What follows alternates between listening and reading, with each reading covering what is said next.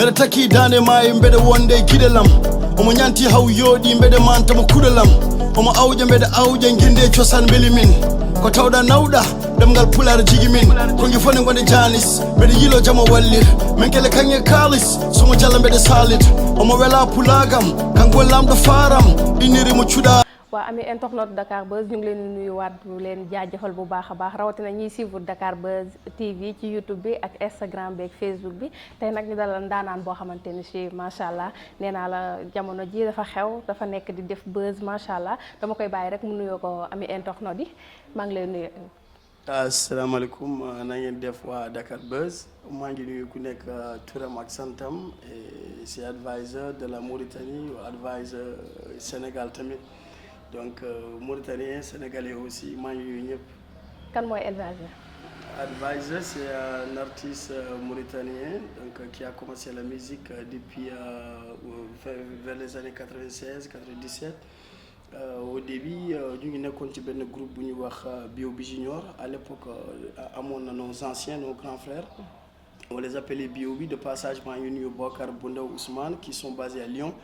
Et ci sama groupe bi y avait Beps bi et Outi donc noonu la quoi kii kooku mooy Advisor. macha allah nan nga def ba interpréter ci musique da nga am papa buy woy wala yaay buy woy wala musique da nga ko dafa nekk ci yow. Ouais, là ça date ça remonte au début quoi parce que nous on a commencé la musique.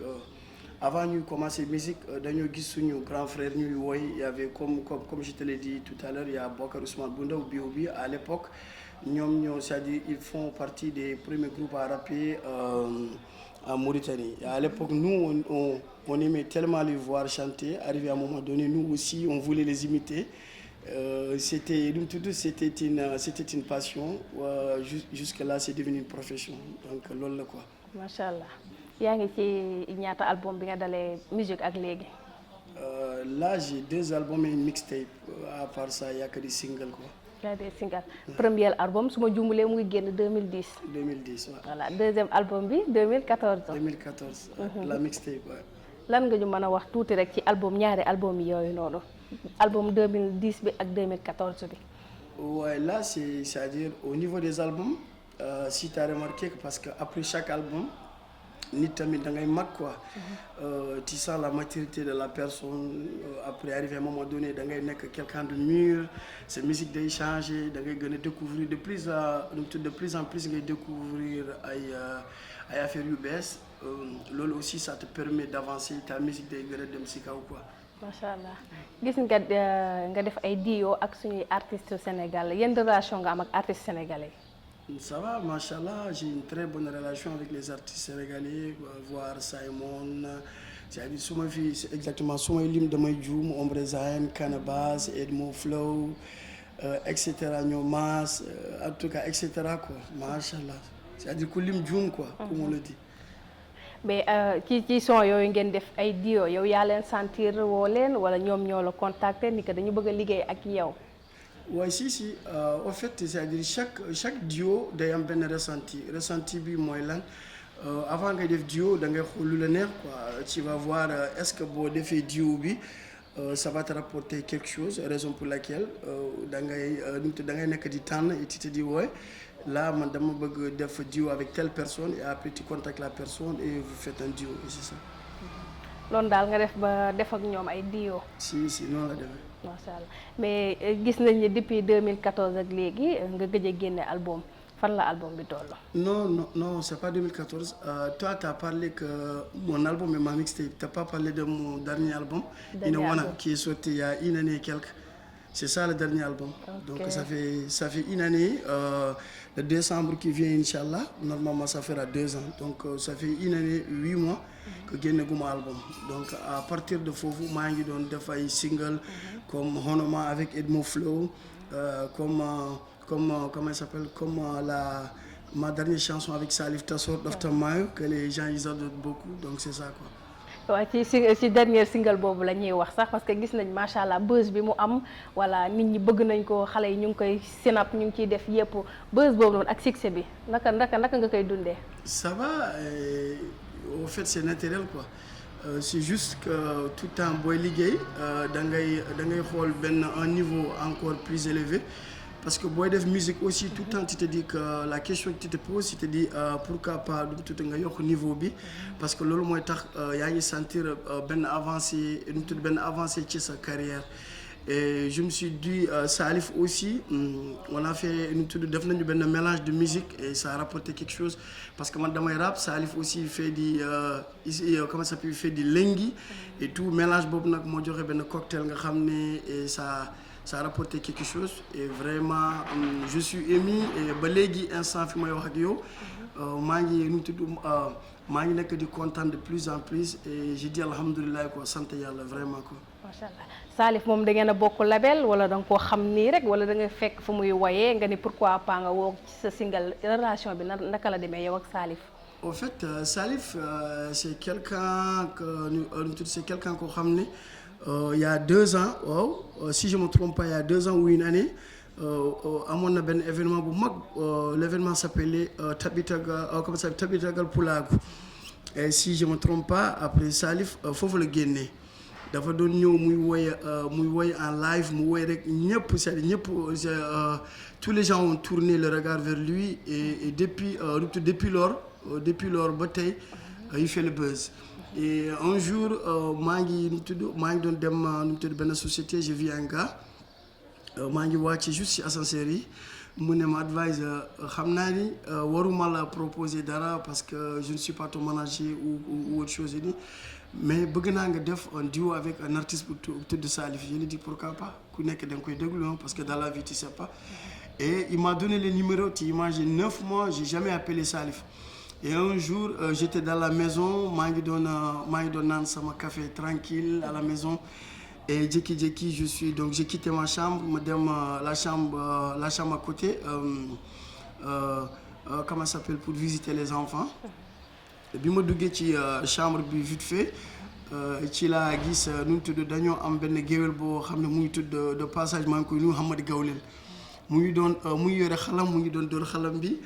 Et arrivé à un moment donné après maa ngi ko gis muy door xalam bi après je lui ai dit yow li ngay door neex na xale yi nañu noppi tuuti je vais enregistrer du coup après ma jël sama iPhone j'ai enregistré 2 à 3 reprises et c'était bon j'ai envoyé à mon DJ Mansoul de passage aussi lui il fait un excellent boulot ci liggéey bi lui et un autre qui s'appelle Garnet j'ai envoyé DJ Mansoul déglu beat bi ma ni ko na dugal son bi ci laboratoire quoi il a ri quoi il m'a dit ok c'était vers le midi vers les 18h je suis parti chez lui par la suite maa ngi dugg kër ga rek à ma grande surprise maa ngi dégg son bi mu ngi koy door et j'aimais tellement le rythme après je lui ai dit vu que l'instru on l'avait terminé je lui ai dit mais ci instru bi kan lañu war a proposer après il m'a dit on était en train de penser j'ai dit il y en a certains qui disaient il y en a certains j'ai dit ok pourquoi pas Salif t'asseoir et vu que je le connaissais pas j'avais ce numéro il y a 9 mois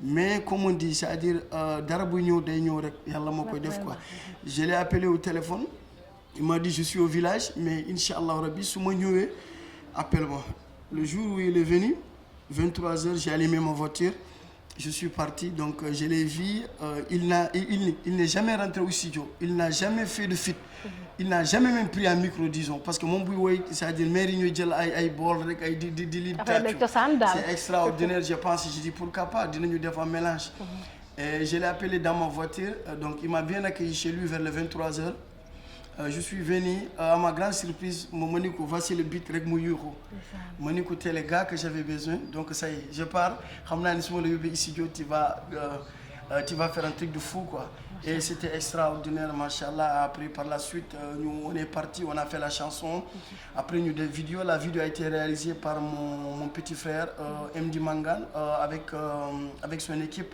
True Vision de passage maa ngi leen di nuyu et yàlla def son bi mu génn vidéo bi mu génn ça fait un exploit jusqu'à que Claudicia def ci vidéo RFI di wax c'est l'une de ses meilleures chansons et ça m'a vraiment motivé de plus quoi machallah. machallah kon daal relation bi ak Salif foofu la jógee. foofu la waay. machallah ba léegi da ngeen di continuer yéen ñaar di liggéey. wala da ngay boo ko sentiree ci beneen vidéo tamit mu ñëw def kii yow. waaye depuis lors presque dañuy wax chaque jour sur WhatsApp. parce que les challenges ñu ñoo ko bokk quoi.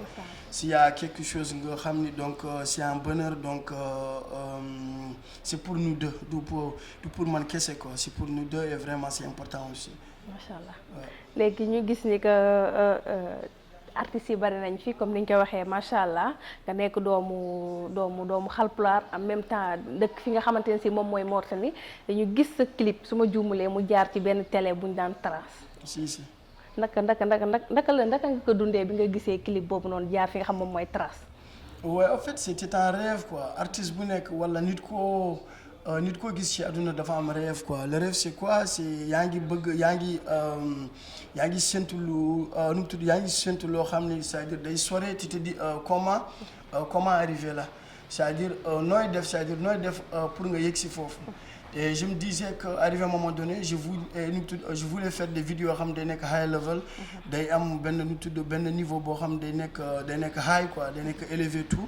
Yàlla def j'avais fait ma chanson Fashion Kilo réalisée par Iris ñoom Gabi yéenay wax Billy Boy. Gabi ñoom ñoo ko def donc depuis 2011 on travaille ensemble ñu def la vidéo donc Trace tamit génne ko c'était dans la playlist et c'était extraordinaire donc motivation de plus quoi. macha allah nga nekk comme li nga ko waxee doomu Sénégal doomu Mauritanie. naka ngay dundee loolu noonu Sénégal ak Mauritanie di jàppante Sénégal ak Mauritanie da nga am foofu noonu label boo xamante ne si nii da ngay liggéey ak ñoom même fii Sénégal tamit da nga fay am sa label boo xamante ne si da ngay liggéey ak Sénégal. Au niveau du Sénégal en fait on me fait label mais dama fi am des collabos quoi, il y a des très bonnes collabos machallah. Avoir Canabasse, avoir Edmo Flow, avoir donc Elzo Jam, donc là on vient de se connaître tout. Am na tamit yeneen artistes inchallah donc c'est à découvrir bu soobee yàlla, mais au niveau de la Mauritanie maa ngi fa am benn label donc qui se nomme Halko Mbeleda qui signifie waxal lu la neex, donc créé par mon grand frère Ousmane Digrio depuis vers les 2002. Depuis lors donc ñu ngi ci liggéey boo xam ne liggéey bu rafet macha allah ñun ñooy y a ce qu'on appelle autoproduction ñun ñoo ko defal suñu bopp. Et sant yàlla ça se passe comment. comme ça yéen ay produire seen bopp. si macha allah au début sama frère Digiro moom ma doon produire et tout Ousmane. moom moo doon def liggéey bi tout il m'a vraiment de passage aussi maa ngi koy nuyu parce que def na un travail remarquable depuis le début ba fii yàlla may na ma tey am naa doole macha allah. Je vais dire doole parce que bu la yàlla may dara il faut dire alhamdulilah nga sant ko alhamdulilah ba fii ba fii fu may wax ak yow maa ngi sant yàlla maay produire sama bopp defal samay si bu ñu bëggee def vidéo tamit le label c'est nu mu tudd yaa mes jeunes frères Mamadou nu mu tudd moom mooy defar vidéo yi donc on travaille en famille quoi macha allah ça se passe comme ça. kon tey jii bu la benn label soxla woon tey fii ci suñu Sénégal fii nii benn label bu la contacté woon pour liggéey ak yow pare nga pour dem liggéey ak moom. Oui si ça dépend lu muy proposer parce qu'en fait au niveau de suñu label ñun mën nañu am ce qu'on appelle ñun ñu ngi def production. am na koo xam ne c'est-à-dire ñoom dañoo bëgg travailler ak ñun pour la distribution ku nekk tamit dafa am c'est-à-dire looy proposer quoi affaire bi noonu la demee quoi.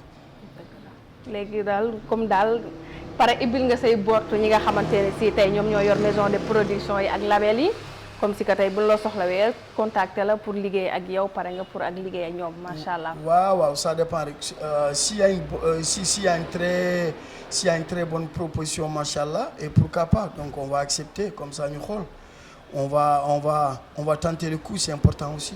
macha allah est-ce que faral nga di def ay tournées internationales wala nationales est-ce que loolu yaa ngi koy def. waaw pour l'instant ci côté national bi rek laa yem mais côté international bi même fu may wax ak yow nii macha allah donc y a beaucoup de propositions ku nekk mu ngi wax gauche droite mais bon ci ndogalu yàlla rek quoi incha allah bu soobee yàlla affaire bi bu matee rek incha allah xam naa ni on va le faire. international daal yaa ngi def ay tournage ak affaire yooyu noonu. mais national bi amagoo ko. non si national bi tout le temps dama koy def. maa ngi def bu la neexee sax nga naan national. ci côté Mauritanie tamit côté Sénégal donc on tourne beaucoup macha allah je tourne beaucoup. Au niveau de la Mauritanie au Sénégal donc on tourne beaucoup seulement que c'est-à-dire au niveau de l'international sama musique nekk na international parce que y a mes albums qui sont dans les plateformes partout digital nu mu tudd iTunes Deezer Amazon etc. mais Advice pour l'instant defaguma ay concert yoo xam ne au niveau de là-bas et tout à l'international. même ci suñu boîte yi nekk fii nii Sénégal ndax am nga ci boo xamante ni si diñ ciy faral di tëgg. waaw si là j'ai chanté pas mal de concerts des fois dañ may invité may woy ay concerts avoir sama grand frère Xuman des fois s'il y a des propositions dama koy def des fois tamit damay ñëw Dakar mais du ma fi yàgg c'est ça le problème parce que l'autre fois j'ai posé une question donc aux internautes à mes fans je les ai dit il y avait une point d'interrogation je les ai dit pourquoi pas un concert à Dakar il y a eu tellement de commentaires vers les 400 et quelques commentaires. Donc ils ont distribué, ils ont partagé la publication partout et il y avait des gens qui mu ngi doon def sa proposition pourquoi pas Advice def Sorano pourquoi pas Grand Théâtre mais ça il me faut d'abord parce que démb maa ngi doon wax ak samay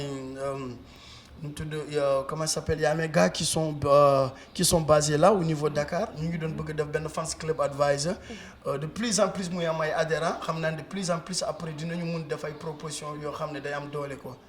incha allah kon daal sa fans yi ñoom ñu ngi demandé pour nga dem Grand Théâtre wala Sorano wala fenn foo xamante ne si den fa mën a gis seen artiste comme ça mu bégal leen. waaw si ça arrive. xam nga mais est-ce que yow yaa ngi dox ci tànk yooyu noonu. waaw non pour l'instant waxaguma dara parce que vu que maa ngi fii ci Dakar des fois damay dox ci mbedd bi je me dis que je suis libre fii c'est pas comme la Mauritanie maa ngi am liberté tuuti mais damay jékki-jékki dem rek nit mu ne ma kii du Advice ma ne ko waaw si et je me dis ok donc. loolu léegi da ngaa siiw da ngay def buzz macha allah surtout dernier single bi génn nii macha allah xale yi bëgg nañ ko trop ñu ngi koy enjoy bu baax a baax lan nga koy wax ak lan ngay wax sa fans yi nga xamante ne si ni accueillir nañu single bi kontaan nañ ci single bi lan nga leen di wax sa fans yi. Ouais, avant toute chose damay sant yàlla ma ne alhamdulilah parce que artistes yi bëri nañu ku nekk mu ngi woy mais yàlla mooy nu mu tudd yàlla moo lay may chance nga woy nit ñi ñu lay déglu kontaan te yàlla tamit mooy distribuer affaire yi parce que bi ma doon woy nu mu tudd xamoon naa ni chanson bi j'allais le faire bien après lu ci des yàlla nu mu tudd yàlla moo yore lépp quoi je me disais que woy bi bëggoon naa mu àgg partout et yàlla def macha allah à ma grande surprise parce que bi ma ko génnee deful sax à l'espace de 2 jours j'étais à 100 et quelques mille vues instant fi may wax ak yow là je suis maa ngi ci 4e semaine bi normalement on fera un mois d'ici 2 jours le 7 presque on est à 400 000 vues 1000 et 1500 et quelques commentaires sama benn vidéo musu ko def donc damay sant yàlla may wax tamit les internautes fans yi vraiment kontaan naa yàlla na yàlla xeeb dolli et inchallah on continue de travailler pourquoi pas yàlla moo xam lu ñëw suba la plus importante chose daal ñu ngi liggéey quoi loolu mooy l'essentiel. macha allah côté Mauritanie ñoom tamit nan la ñuy accueillir li nga xamante ne si moom mooy single bi. waaw parce que single bi dafa génn à 2-3 jours rek ma ñëw fii à Dakar donc succès bi ak nu mu tudd ak écho yi ak. buzz bi mu am yépp. fii la fekk Sénégal fii la ma fekk parce que à travers les internautes xam nga léegi luy def buzz à travers la communication l'internet et tout les réseaux sociaux. c'est affaire bi c'est-à-dire affaire bi mënul réer quoi après da nga koy dégg tu vas entendre les gens ont aimé parce que à travers ci samay WhatsApp à travers les challenges je reçois les vidéos de partout que ce soit Gambie Sénégal fii tamit dafa bari machallah au niveau c'est-à-dire au niveau des villages au niveau de Dakar au niveau de la Mauritanie ci diaspora bi aux États-Unis en France partout parce que sama frère bu yore ci nu mu tudd au niveau de la vente ci single bi dafa may wax Advice dans la journée ci nu mu tudd ci côté streaming gars yi nu mu tudd waa France déglu nañ le temps waa aux États-Unis on t'a écouté temps nu mu tudd Royaume-Uni on t'a écouté temps nangam en Australie on t'a écouté temps donc ça vraiment c'est une motivation quoi machallah. à part li nga xam moom mooy musique moom ngay def ci yenn liggéey ngay yëngu à part sa musique lan mooy sa business. waaw à part nu mu tudd c'est-à-dire en parallèle ci sama nu mu tudd depuis que may def musique depuis que j'étais tout petit j'étudiais maa ngi doon nu mu tudd maa ngi nekkoon nu mu tudd aussi management donc je faisais l'informatique donc comment ça info de gestion des entreprises donc loolu laa doon def mais yàlla dogal rab bi moo gën a bari doole. donc tey rab bi moom mooy fay donc les études je les ai laissés à côté quoi. rab bi daal moo tax nga bàyyi étudier ak yeneen job yi. non en fait c'est-à-dire taxul ma bàyyi études yi donc j'ai fini dama pare arrivé à un moment donné exactement après là je me suis concentré ci rab bi quoi. mais naka nga gisee sénégalais yi ak naka lañ la accueillir Sénégal. Ouais, ça va, Sénégal neex na comme on le dit gis nga depuis ça maa ngi doon taxale di wax wolof. Au début je me disais que c'était pas facile. Vous m'avez dit advisor, l'interview on va le faire en wolof. Je vous ai répondu pourquoi pas, mais je me débrouille maa ngi taxale à 80%. Maa ngi taxale di wax wolof. Et vraiment Sénégal benn dëkk boo xam ne neex na quoi. C'est un pays de la teranga, j'aime bien. Et je me sens, c'est-à-dire je me sens comme en Mauritanie quoi su ma ñëw ci Sénégal donc vraiment machallah quoi. kon daal kontaan nga ci sénégalais bu baax. trop sax côté Mauritanie nag. Sénégal neex na trop. côté Mauritanie est-ce que kon doo mujjee ñibbi si toog fii. Ba moytul daal fii dama fi dëkk de. Jóge Mauritanie ñëw fii. Maa la ko wax de fii daal ba moytul. dama ñëw rek dëkk ko je m'installe quoi mais fii neex na tamit donc am naa famille Sénégal. Macha allah samay mamati maam donc fii lañ leen suulee j'ai une partie de moi donc nga xam ni donc fii la ñu nekk. Donc loolu c'est ça quoi. macha allah. ba tey gis nga kiñ fi dalaloon macha allah muy ndaanaan loo xamante ne si nee naa la kenn dootu ko werante te gis ngeen dernier single bi nga xam ne génne na ko mu ngi def ba zéro wax na ko nee na Sénégal neex na macha allah Sénégal Mauritanie fépp benn la mais xale yu jigéen ñi ñooy laajte numéro bi ndax marié na wala célibataire tontu xale yu jigéen yi internet bi ne dafa marié wala célibataire la. Je suis marié. Je suis marié, ça fait presque 3 ans, disons. Je suis marié, donc père d'une petite fille qui s'appelle Fatima. Macha allah kooku sama tooma la kon dégg ngeen ko nee na dafa am soxna marié na wala am na doom boo xamante ni si nii Fatima la tudd kooku sama tooma la maa ngi koy nuyuwaale bu baax a baax naka ngay wax ñi nga xamante ni si ñoom ñooy say ay fans bala ñoo tëj rawatina ñi nekk Sénégal Mauritanie extérieur comme ni nga koy waxee macha allah lan nga leen di wax. maa ngi leen di wax vraiment que kontaan naa parce que. Après chaque morceau damay gis nu mu tudd damay gis écho bi vraiment aussi ça me motive parce que dafa lay jox benn courage quoi booy def dara yàlla mu lay suturaal nga gis vraiment que c'est-à-dire li ngay def nit ñi ñu ngi koy bëgg loolu ça donne envie de continuer ça te donne des ailes quoi vraiment da ngay am envie continuer def loo xam ni c'est-à-dire loo musul def quelque chose nga xam ni d'extraordinaire tout le temps loolu ngay xalaat quoi.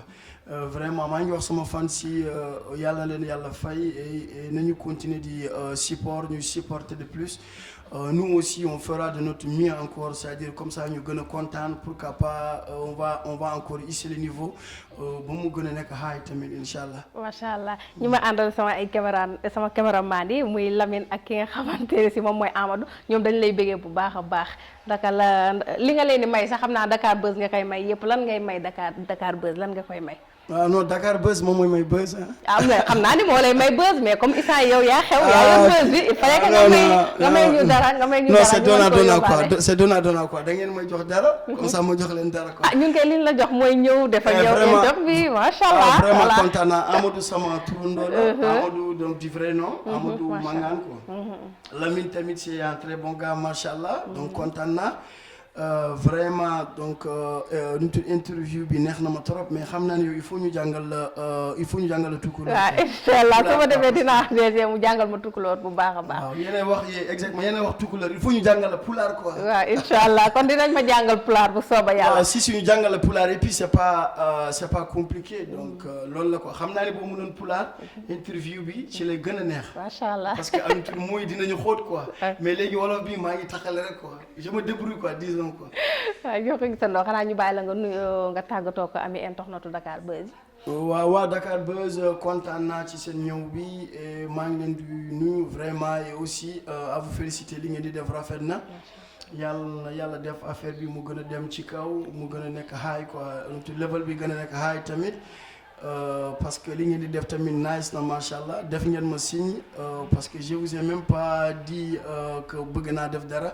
nu mu tudd yéen a ma def signe vous m'avez dit vraiment advisor dañu bëgg def benn interview avec toi je vous ai dit avec plaisir man loolu dina ma neex quoi et vous êtes là donc chez moi kontaan naa ci ñëw bi yàlla na leen yàlla fay incha allah et big up à vous, one love, shout out to you guys. merci beaucoup. Yep.